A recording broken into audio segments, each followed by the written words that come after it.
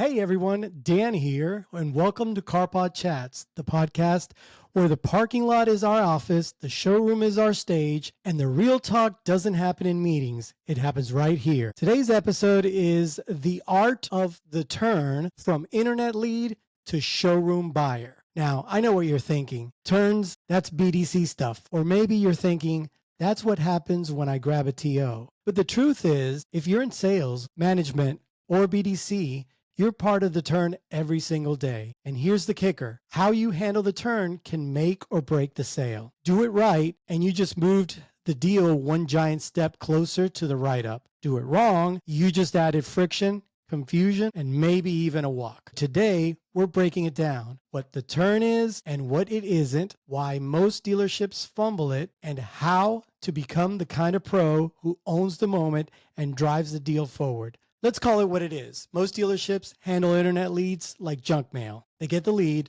auto-respond with a robot-sounding email. Hi, Mr. Customer. Thanks for your interest in the 2020 Camry. No real question, no call to action, just a placeholder response. And then maybe 2 or 3 days go by. Now the BDC agent reaches out. Maybe. Customer replies, yes, I'm available Saturday at 11. You'd think that's a hot lead, right? Wrong. The appointment gets put into the CRM, but nobody owns it.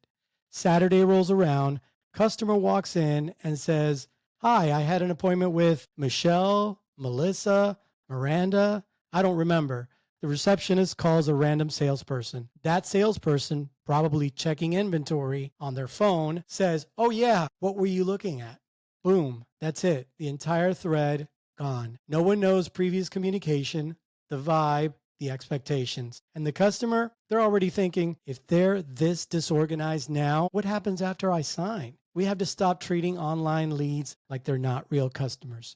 Because in many cases, they're the most serious. They've already researched, compared, maybe even applied for financing. So let's set the foundation. If a turn starts with confusion, it ends with rejection. Let's talk about what the turn really is. The turn is when the BDC sets the appointment and turns it over to the floor. Or it's when a green P taps out and grabs a closer, which we already discussed before, right?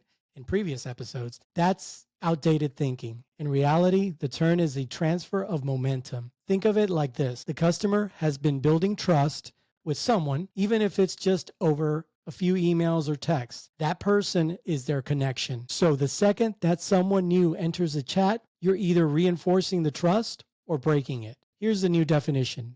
The turn is a planned, intentional collaboration between 2 or more team members designed to move the customer forward without disrupting their experience. Let me repeat that, without disrupting their experience. Here's an analogy I use during team training. Imagine you're on a plane. The pilot gets on the PA and says, hey everyone, I'm handing things off to another pilot mid-flight. Don't worry, they'll be up front soon. Would you feel safe? That's how customers feel when the turn is abrupt. We've got to soften the transition and sell the teammate. You're not just handing off the ball, you're saying, this guy's Tom Brady, you're in great hands. Here are 3 ways to improve every turn. Position it as a plus. I want to introduce you to someone who can really help streamline things from here. Pass the trust, not the buck. I told him all about your trade and why you're looking to switch. He's already up to speed. Stick around for a second. Don't just vanish. Linger. Show unity. Let the customer see the team in action. The turn done right feels seamless, almost invisible. And when it's invisible, that's when it works. You want to be elite at the turn? You need tools. Not just techniques, tools. Things you do consistently that raise your game. Let's go through them. Tool number 1, pre-turn intel. Before you walk in cold, get the intel. Even if it's 30 seconds, check the CRM, see what they've clicked on, review the notes. Are they local, out of town, looking to trade, in a lease? Who did they already talk to? Even bad notes are better than no notes. Pro tip, have a pre-turn checklist. Make it a habit, like checking your mirror before changing lanes. Tool number 2, watch your approach. Too many reps treat the turn like a courtroom cross-examination. They sit across from the customer, arms crossed, pen ready. Approach from the side. Be casual, smile, lower your voice, match their energy. If they're relaxed, match it. If they're guarded, back off. Body language builds comfort before your words ever register. Tool number 3, set the stage verbally. Now, let's talk scripting. Don't say I'm taking over. Say, hey, I work alongside Alex here. We're going to tag team this for you. Use we instead of he. Use us instead of them. It immediately pulls customer in. Tool number 4, ownership language, one of the most powerful phrases in a turn. Here's what I understand so far. This phrase shows empathy. It also signals you've paid attention. Follow it with, so you're trading the Jeep, looking to stay under $550, and you'd really prefer something with Apple CarPlay. Is that right? Suddenly the customer goes, yes, that's exactly right. This guy gets it.